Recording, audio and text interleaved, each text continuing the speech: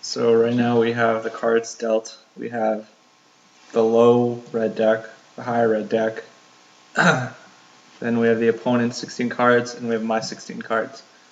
And the opponent is where you are. And I'm going to show you my cards. And I get to look at these cards. I don't know what my opponent's cards are. And I also don't know the consistency of the low and high decks. So these are my cards.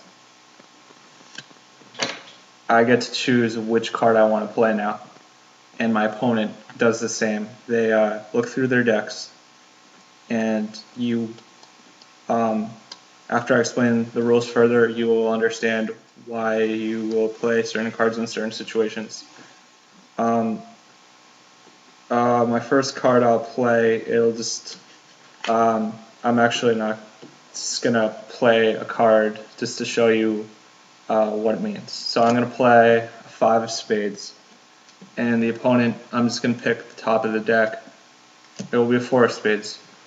So in this scenario, the spade is supposed to represent, the personality of the spade is supposed to represent ultra competitiveness. So the spades lose to each other.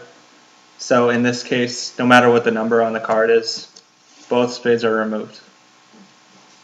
And I take the highest card out of my deck, which is not going to be a spade, any kind of suit other than spade. And I have a king of spades, but okay, actually I have an ace of clubs. So my ace of clubs is the highest card in my deck. If I have multiple aces, if I have an ace of clubs and an ace of diamonds, I get to choose which one I want to get rid of.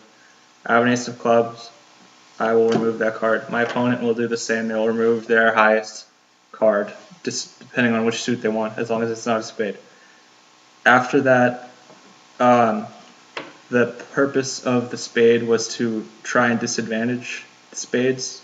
They're competitive, and in this case, in some ways destructive. So I want to make it so that the higher spade, in this case, gets penalized actually instead of the lower spade.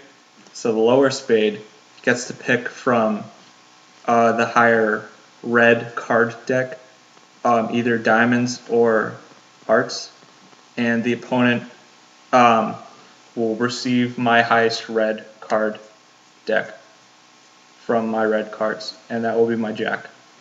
So I will give up my jack, and the spade with the lower spade, even though we both lost our spades, these are out of play.